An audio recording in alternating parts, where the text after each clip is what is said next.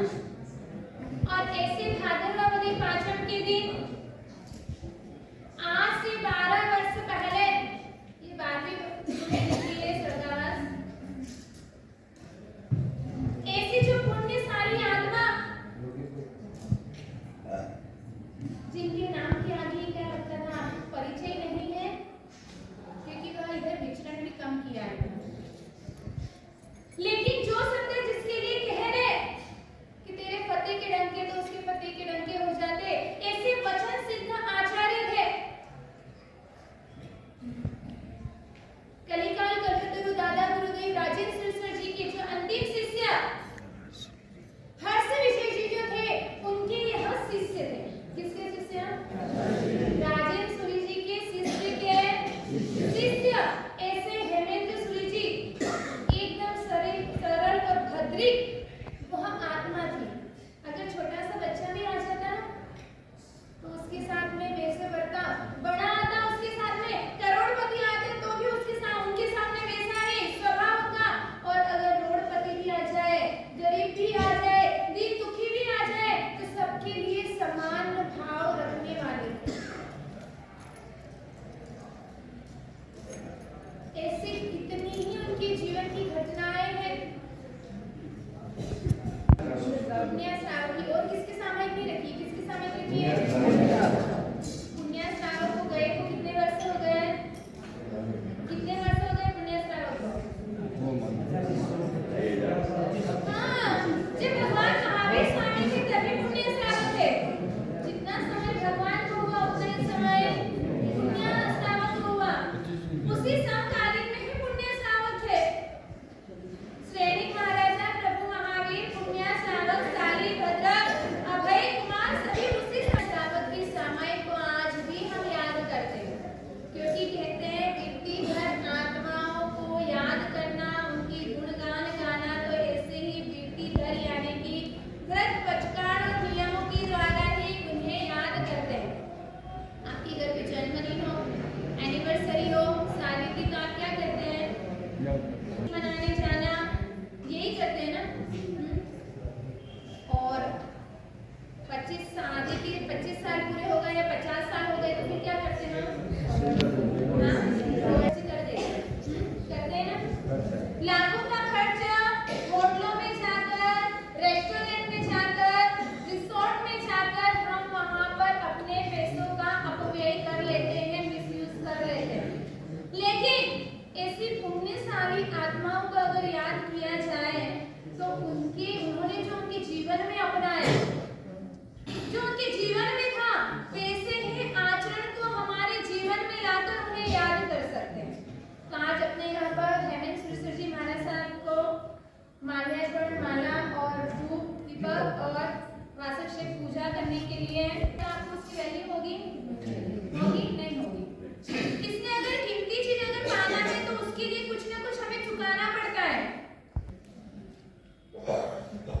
जिसको भी जिस किसी की भावना हो,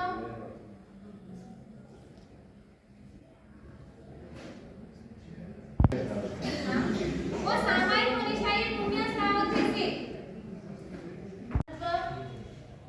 और किए हुए कर्म कैसे हमारे लिए है, यह पूरा दृश्य हम श्रेणी महाराजा के नाटिका के माध्यम से समझेंगे।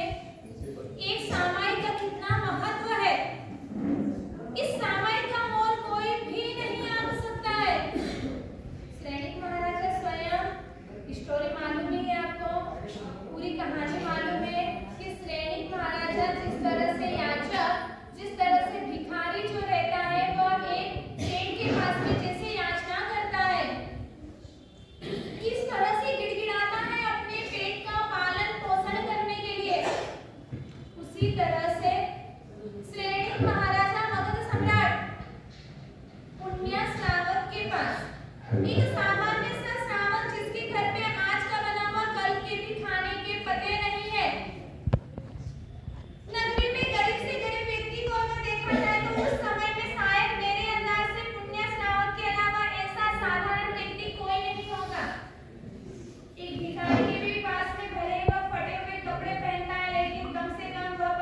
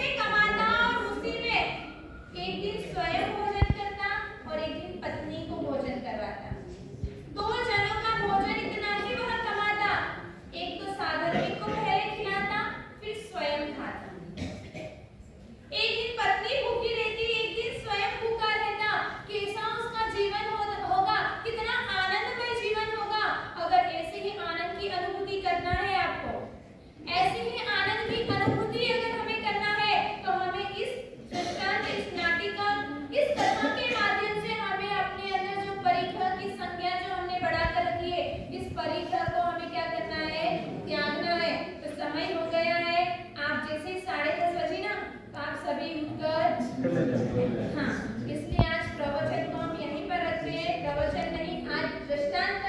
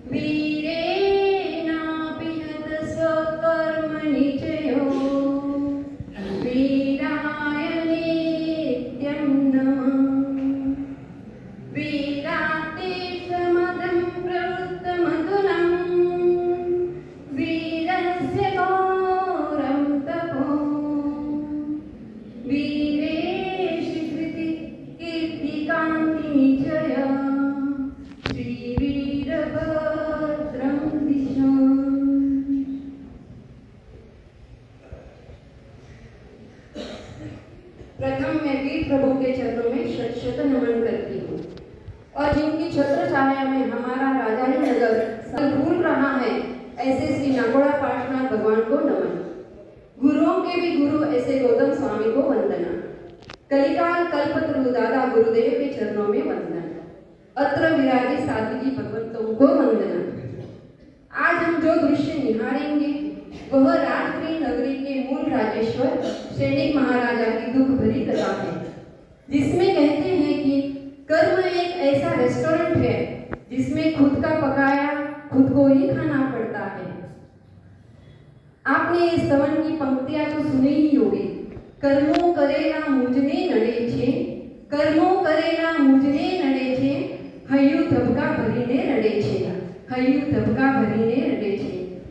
ये उस काल की बात है जब चरम तीर्थंकर महावीर स्वामी प्रभु सदैव राजगृह नगरी में पधारे हुए थे और देवों ने उनके समावसरण की रचना की थी। इसी दृश्य को हम प्रस्तुत करेंगे और देखेंगे भगवान के दर्शन एवं देशना श्रवण करने के लिए कौन कौन गया। दृश्य है देवलोक का।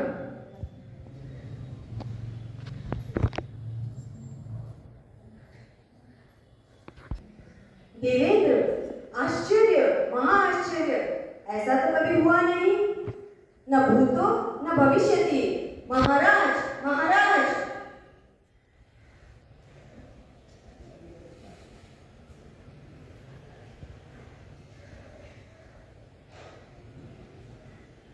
हे देव, क्या हुआ?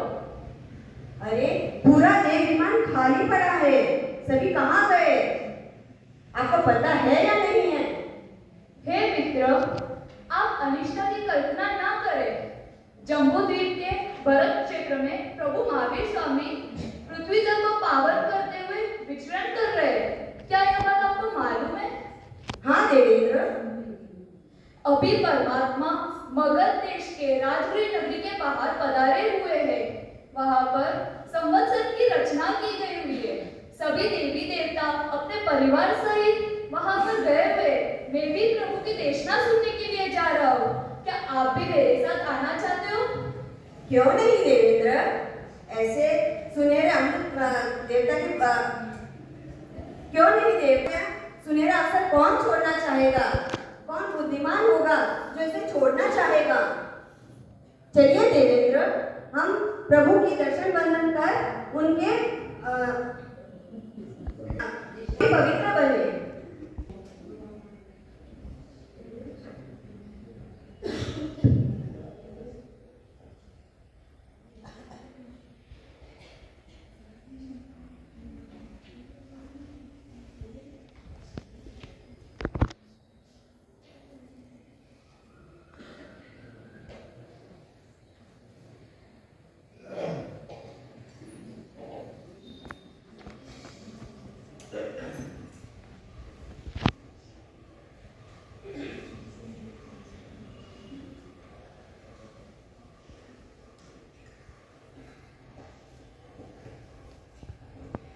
परमात्मा की देशना शुरू है। संसार असार है, अनेक विचित्रताओं से परिपूर्ण इस संसार को समझ पाना सामान्य बुद्धि से परे है, क्योंकि संसार की भौतिकता की चकाचौंध इतनी जबरदस्त है कि जिसे देखने वाला मात्र उसमें सुख की ही कल्पना करता है शिव मरो। उसके पीछे छायावत रहते हुए दुख का तो उसे एहसास भी नहीं होता। संसार की समस्त जीवों की यही दशा है, वे कल्पना हमेशा सुंदर ही करते हैं, अच्छी ही करते हैं। जियो या मरो। किंतु कर्म सत्ता कहाँ किसी की कल्पना की परवाह करती है। किसी के भी अरमानों को चकनाचूर करते हुए कहाँ उसे शर्म आती है। किसी के भी आंसुओं से वो कहाँ विचलित होती है। जियो। कर्म सत्ता अगर डरती है तो एक ही तत्व से, वह है धर्म तत्व। उसकी शरण में जाने वाले को कर्म सत्ता कभी परेशान नहीं करती है, बल्कि दुनिया में उसका गौरव बढ़ाती है। धर्म सत्ता के साथ प्रीत लगाने वाले को वह कभी रोक नहीं देती, बल्कि उसे शाश्वत काल के लिए ऐसे स्थान की भेंट देती है जहां रोग का आश्रयभूत शरीर ही नहीं होता है। जियो या मरो। उस तत्व के साथ मित्रता करने वाले को कभी दुर्गति नहीं देती, बल्कि दुर्गतियों के कारण रूप पाप से ही उसे मुक्त कर देती है। अतः हे देवानुप्रियो, धर्म करने में प्रवर्तमान बनो।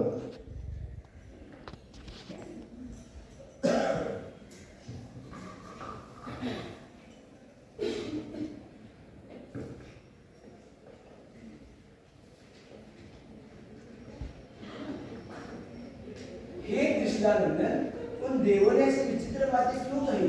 उन्होंने आपको मरने को क्यों कहा?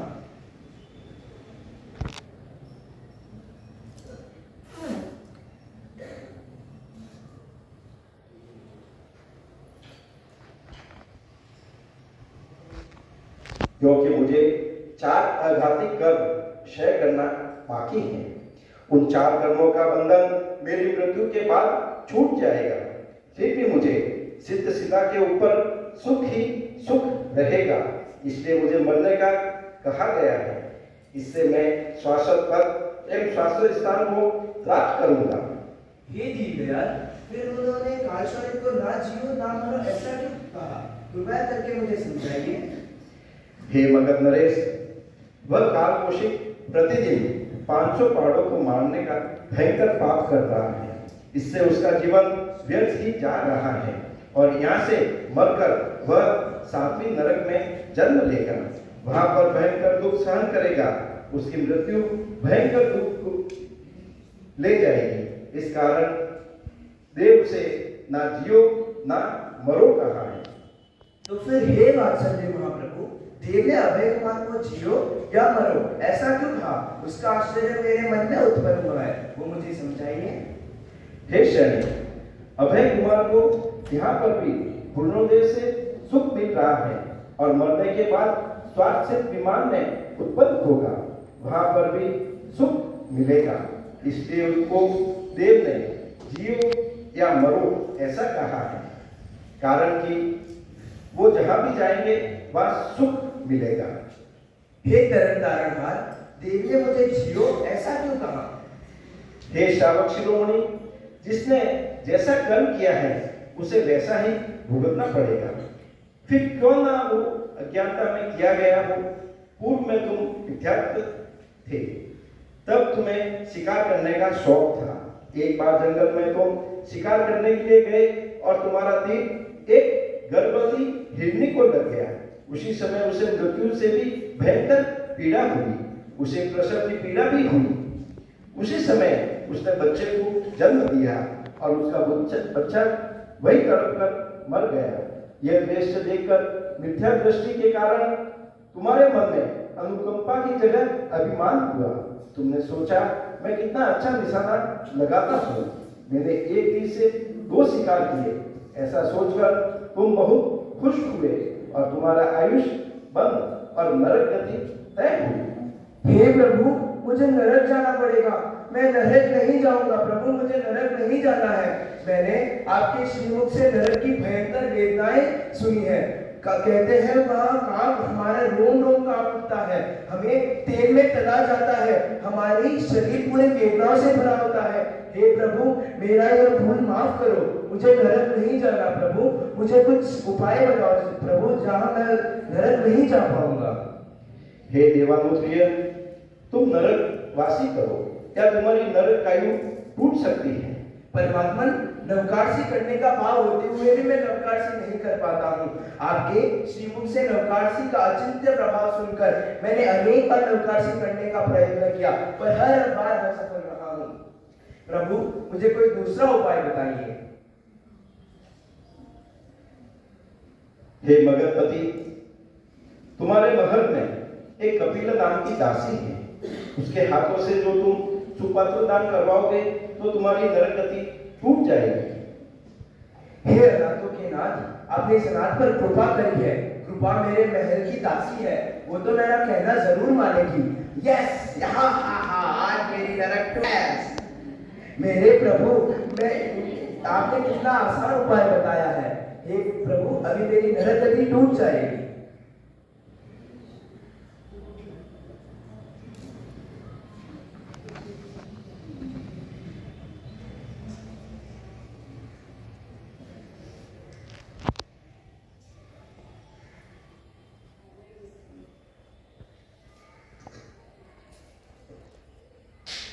कोई है यहाँ?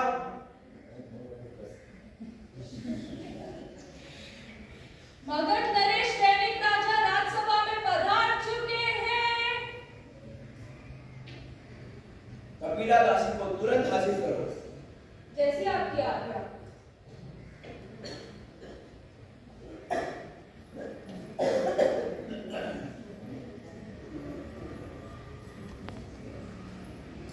हे राजन, प्रणाम।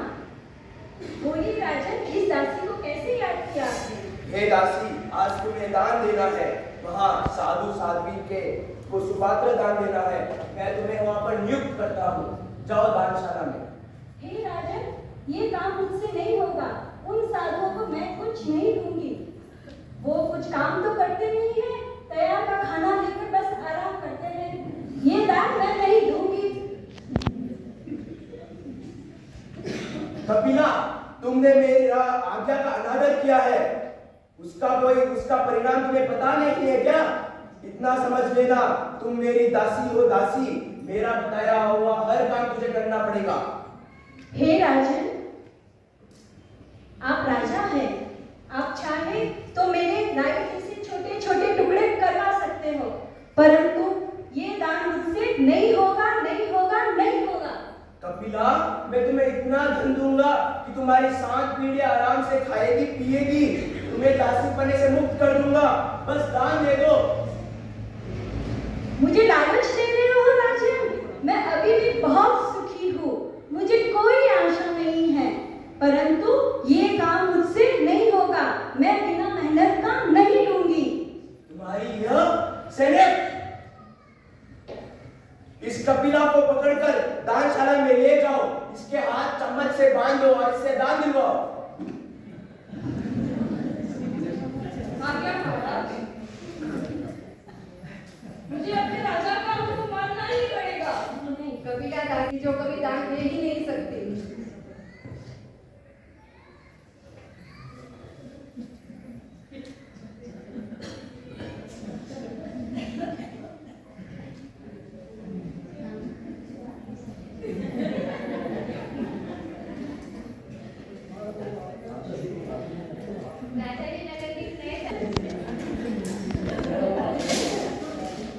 ये दान मैं नहीं दे रही हूँ, राजा का चम्मच दे रहा है। ये दान मैं नहीं दे रही हूँ, राजा का चम्मच दे रहा है। ये दान मैं नहीं दे रही हूँ, राजा का चम्मच दे रहा है। ये दान मैं नहीं दे रही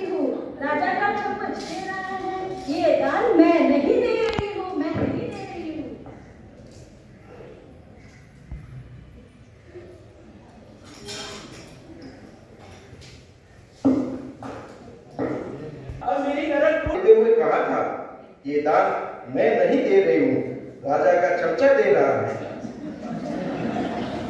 हे दीनानाथ, तो मेरी नरक नहीं टूटी क्या? मुझे नरक में नहीं जाना। हे प्रभु, उस दुष्कर्म का मुझे मन से पश्चाताप है। मैं वो भयंकर दुख कैसे सहन करूंगा प्रभु? आप ही बताइए। कृपा करो हे नाथ, मुझ पर कृपा करो। इस नरक से बचने का कोई दूसरा उपाय? हे शरणी, सुनो, तुम्हारे नगर में कालचौरिक नाम की कसाई रहता है। वो रोज 500 पाड़ों की बलि चढ़ाता है। जो तुम उसका काम एक दिन के लिए बंद करवा दो तो तुम्हारी नरक टूट जाएगी और दूर हो सकती है। हे दयालु, आपकी मुझ पर करुणा बरसी। आपने मुझे यह सरल रास्ता बताया। हे प्रभु, यह कार्य करके मैं अपनी नरक गति को तोड़ दूंगा और मैं भी मोक्ष चला जाऊंगा। कालचौरिक तो मेरी प्रजा है, अपनी राजा की आज्ञा वो नहीं मानेगा क्या? जरूर मानेगा। प्रभु, मुझे मेरी प्रजा पर विश्वास है, वह मेरी बात जरूर मानेंगे। प्रभु, यह कार्य करके मैं अभी आता हूँ। आज्ञा प्रभु, आज्ञा।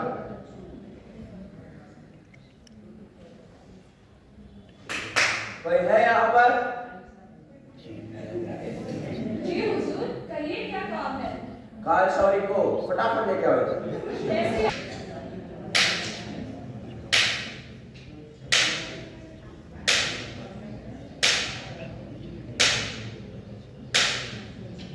चलो मेरे साथ। बोलो भाई, कितना दूर? मैं यहाँ कुछ लेने नहीं, अपने राजा का फरमान लेके आया हूँ। राजा का क्या काम है मुझ जैसे छोटे आदमी से? तुम पहले स्वयं मेरे साथ तुरंत चलो। नहीं, मैं अपना धंधा छोड़कर नहीं आता। राजा को काम है तो स्वयं आएगा। लगता है तुम ऐसे नहीं मारोगे। मैं अभी तुम्हें रस्सी से जकड़ता हूँ और लेके जाता हूँ। नहीं, मैं नहीं आऊंगा। नहीं, नहीं, मैं नहीं आऊंगा। अरे कोई बचाओ। अरे नहीं आऊंगा। चलो। अरे नहीं आऊंगा।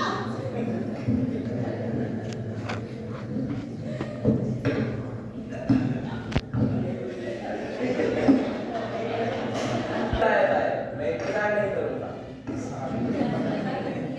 नहीं, नहीं।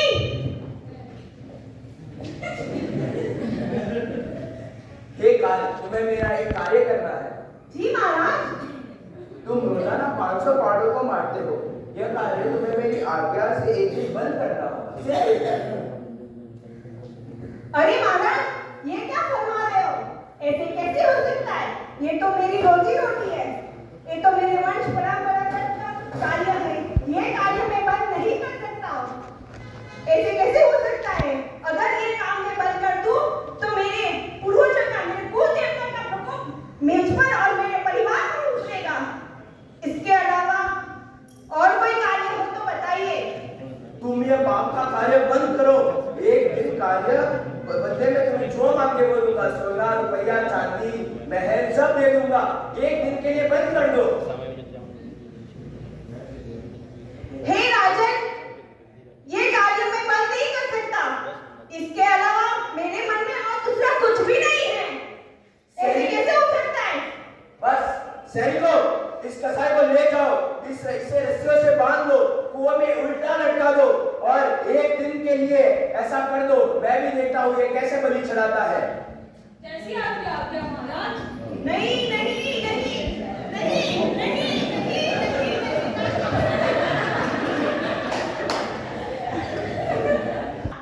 दो मारा, तीन मारा, एक मारा, और मारा, 500 मारा। कालचौरिक को कुएं में डाल दिया, फिर भी उसने मन भावना से 500 पाड़ों की हत्या कर दी।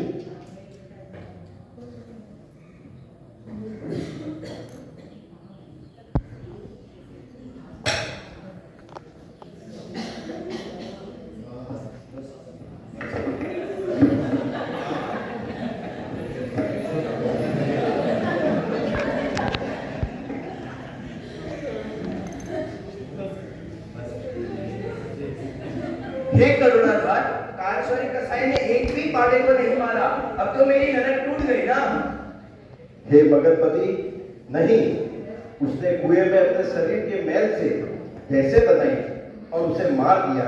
उसने 500 भैंसों को मारा है, इसलिए तुम्हारी नरक गति नहीं टूटी। इससे ये उपाय भी निष्फल हो गया। हे प्रभु, ऐसा क्यों हो रहा है मेरे साथ? अभी भी नरक नहीं टूटी? हे प्रभु, अनजाने में अज्ञानता से मैं किया हुआ पाप भी इतना भयानक होता है। हे नाथ, मुझे तारो, इस भयंकर दुख की गति से मुझे तारो प्रभु, तारो, मेरी सहायता करो। मैं आपका सेवक हूँ, बचाओ प्रभु बचाओ। दूसरा कोई उपाय हो तो बताइए। हे सैनिक राजन, तुम्हारे नगर में पुण्य नाम का एक श्रावक रहता है। उसके पास से उसकी एक सामयिक का लाभ प्राप्त कर लो। अगर तुम यह लाभ प्राप्त कर लोगो तो तुम्हारी नरक गति टूट जाएगी। हे प्रभु, हे जगत वत्सल, आप कितने करुणावान हैं। हे प्रभु, आपने अपार कृपा की है। आपने मुझे रास्ता बताया है। कबीर और पालचौरी ने तो ये दोनों श्रावक श्राविका नहीं थे। यह तो साधार्मिक बंधु है, साधार्मिक। वो मेरी बात जरूर मानेगा। प्रभु, मैं खुद पुण्य क्योंकि सैनिक महाराज बार-बार कह रहे हैं, प्रभु नरक निवारण का मुझे कोई उपाय दीजिए। उससे यह कहकर ये उपाय इसलिए बता रहे हैं कि कम से कम सैनिक महाराज को थोड़ी तो सांत्वना मिले। इस वजह से एक के बाद एक उपाय बता रहे। प्रभु को मालूम था कि सामयिक देने की चीज होती है या नहीं, लेकिन फिर भी पुण्य श्रावक के पास भेजा। अब देखते हैं पुण्य श्रावक के पास में एक राजा जैसे राजा, और उस वक्त राजा कभी रथ, बग्घी, हाथी, घोड़े के अलावा आते नहीं, और एक नरक निवारण के लिए कितना ऊहापोह हो रहा है उनके अंदर। कैसे भी करके मुझे नरक को तोड़ना है, नरक में मुझे जाना नहीं, इसलिए पैरों में भी चप्पल नहीं, पैरों में कुछ भी नहीं, ऐसे ही खुले पैर वह राजगृह नगरी के मार्गों से गुजर रहे हैं। और ऐसे गुजरते गुजरते ऐसे किसके पास पहुंच गए?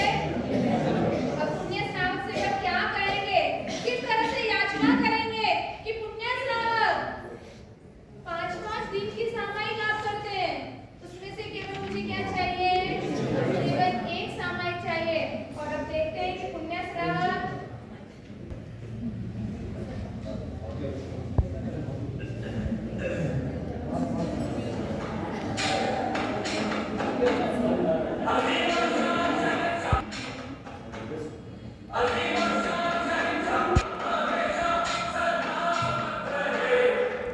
वो जरूर कि मैं राजा।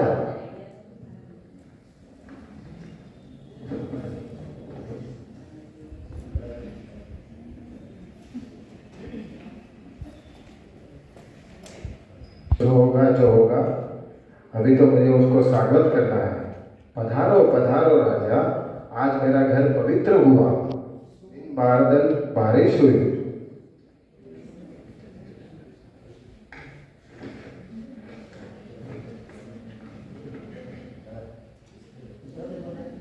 मेरे यहाँ तो राजन के लिए योग्य कोई आसन भी नहीं है।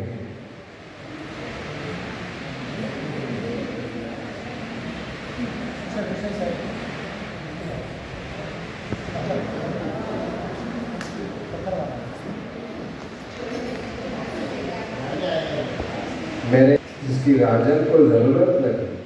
हे राजन, हे राजन, आपको किसी ने भ्रमित किया है। मैं प्रारब्धधारी श्रावक हूँ। 12.5 टोकरा से ज्यादा मेरी कमाई नहीं होती और इतने पैसे से मेरे गुजारा अच्छी तरह से चलता है। परिग्रह परिगण का व्रत मैंने बहुत संक्षेप से लिया है। मेरे पास इससे ज्यादा पैसे नहीं हैं कि मैं आपको दो सकूं। किसी भी वैनिक क्या स्वागत ठुकराता नहीं है। तो फिर आप तो राजन हैं, आज्ञा करें, मैं आपको क्या दे सकूं? ये श्रावक शिरोमणि महावीर स्वामी ने मुझे कहा है कि पुण्य श्रावक की एक सामयिक मैं ग्रहण कर लूं तो मेरी नारकी टूट जाएगी। तुम नरक के दुख को तो जानते हो ना। तुम नरक के दुखों तो जानते हो ना। प्रभु महावीर के मुख से नरक के दुखों का वर्णन सुनकर इतनी ताकत है कि मुझे मेरी नरक टूट सकती है। तुम कृपा करके अपनी एक सामायिक मुझे दो। उम्मीद लेकर तुम्हारे द्वार आया हो, मुझे निराश मत करो पुण्य। सामायिक कोई चीज है क्या? हीरा, मोती, सोना? उमारा पुनिया श्रावक जी, उमारा मोतियन जी, सोना दे दू, चांदी दे दू और दे दू मोतियन जी। मारा मन में आवे के ओ राज थाने दे दू। उमारा पुनिया श्रावक जी, मने एक सामायिक दे दो। सामायिक कोई चीज है क्या? हीरा, मोती, सोना, चांदी का मूल्य होता है। सामायिक का कोई खाने की, पीने की या ओढ़ने की चीज है क्या जो उसका मूल्य हो? पशु, पक्षी या जो उनका मूल्य हो। सामायिक का मूल्य कैसे करो? क्या आप खाएं और दूसरों का पेट भरता है? कभी होता है? कभी नहीं, कभी नहीं। परंतु ये बात प्रभु वीर ने आपको कही है तो क्या उत्तर दे? हे गुणीनाथ, सामायिक कोई चीज नहीं है जिसकी मूल्य हो।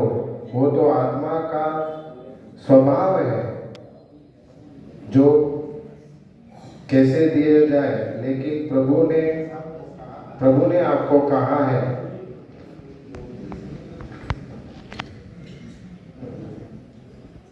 इसीलिए हम दोनों प्रभु के पास चलते हैं। अगर सामायिक दी जा सकती होगी तो मैं आपको सामायिक देने को तैयार हूँ। आपकी नरक टूटे तो मुझे सबसे ज्यादा आनंद होगा, क्योंकि कोई भी जीव दुखी ना हो ऐसी मेरी भावना रहती है। और आप तो फिर राजगही के राजा हैं। चलिए राजन, हम प्रभु के पास जाकर इस दुविधा का समाधान करते हैं। हे शरणागत वत्सल, मैं आज पुण्य श्रावक को लेकर आया हूँ। उसकी एक सामायिक का मूल्य कितना है? हे भगवान, कृपा कर मुझे बताइए जिससे मैं उसका वो मूल्य देकर एक सामायिक ले लूं। हे मगध नरेश, सामायिक का मूल्य अमूल्य है।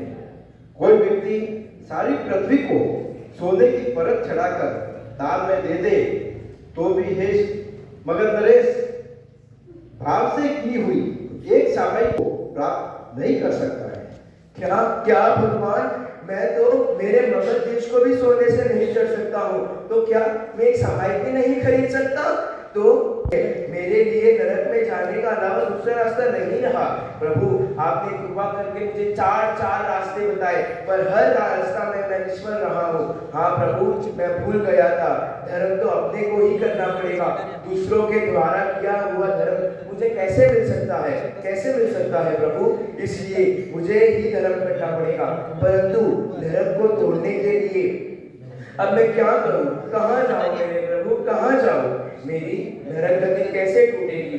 नरक गति के भयानक दुखों को पीड़ा से मुझे सहन करना पड़ेगा। आप सभी को जाने अनजाने में ऐसा पाप मत करना, नहीं तो मेरी जैसी हालत हो जाएगी। प्रभु वीर, मैं कैसे तोड़ूं नरक? प्रभु जी,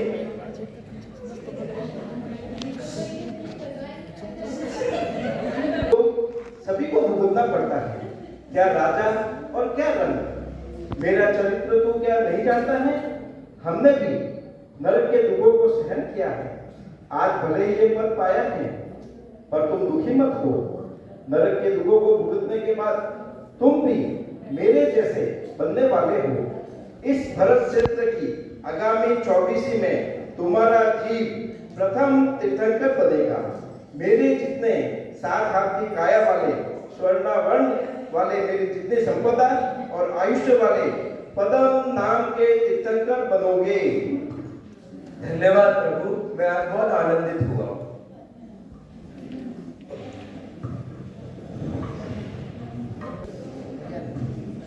पास में जब सैनिक महाराजा सामायिक तो अपना नाटक आज कौन सी जल्दी है साहब? जब पुण्य श्रावक के पास में सामायिक लेने के लिए श्रेणिक महाराजा गए, और आप समझ पुण्य सकते हो। श्रावक ने क्या कहा? पुण्य श्रावक ने क्या कहा? ये समय श्रेणिक महाराजा क्या बोल रहे हैं कि सोना दे दो, चांदी दे दो और दे दो मोती अंची। मेरे मन में तो ऐसा आता है कि पूरा राज्य का राज्य तुझे दे दूं, पर उस राज्य के बदले में तू मुझे एक सामायिक दे दे। क्या कहा उन्होंने? केवल एक सामायिक के लिए मैं पूरा राज्य देने के लिए देने के लिए तैयार हूँ। लेकिन पुण्य ने क्या कहा आखिर में? ये समय कि मैंने प्रभु से सुना है सामायिक चीज क्या है, हाँ? और सामायिक का क्या मोल होता है? मैंने आज तक प्रभु के मुंह से ये नहीं सुना है कि सामायिक का क्या मोल है। सोने का, चांदी का, कपड़े का, लत्ते का, सभी का मोल है, लेकिन सामायिक का क्या मूल्य है मुझे भी नहीं मालूम।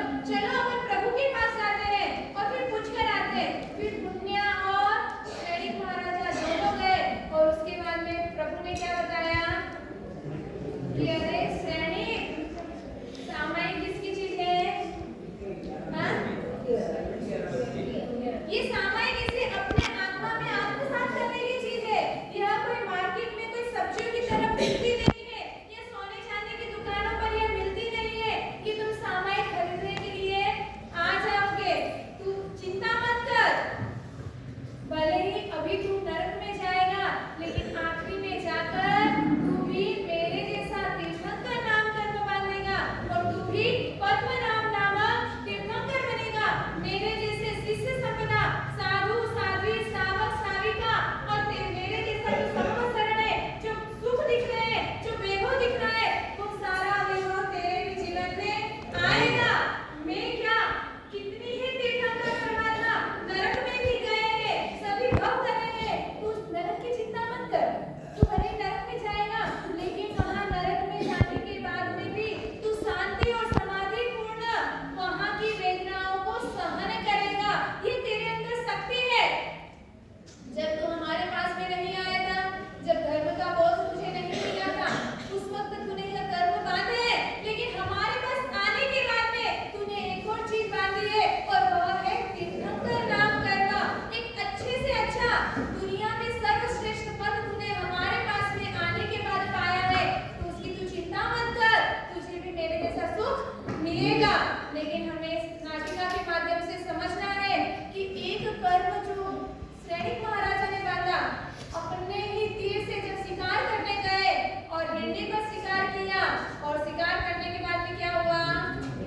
हिरणी गर्भवती थी और एक तीर के निशाने पे दो आत्मा, दो जीव को मारा और उनने प्रशंसा करी, अनुमोदना करी कि ओहो मैं कैसा निशानेबाज हूं, एक तीर से दो को मार दिया और उसकी अनुमोदना, खुशी व्यक्त करी और उसी के कारण यह कर्म बंधन हुए और उसी के कारण यह नरक में जाने का आयुष्य बनता है। तो हमें भी यही देखना है कि कर्म बांधते वक्त हजारों बार हमें सोचना है कि इस कारण से या इस प्रवृत्ति के कारण मेरा कर्म बंधन तो नहीं हो रहा है, और उसके बाद में भी हमें कोई भी गलत कार्य करने के लिए पैर उठाना चाहिए, नहीं तो अपनी भी स्थिति क्या होगी? श्रेणिक महाराजा को प्रभु महावीर मिले, आपको प्रभु महावीर मिलने वाले हैं नहीं है, इसलिए प्रभु महावीर का शासन मिला है। और प्रभु महावीर के शासन में जो हमें हित शिक्षाएं मिल रही है, उन हित शिक्षाओं को अपने जीवन में लाने का जल्द से जल्द प्रयास करें। परमात्मा के लिए कुछ कहने में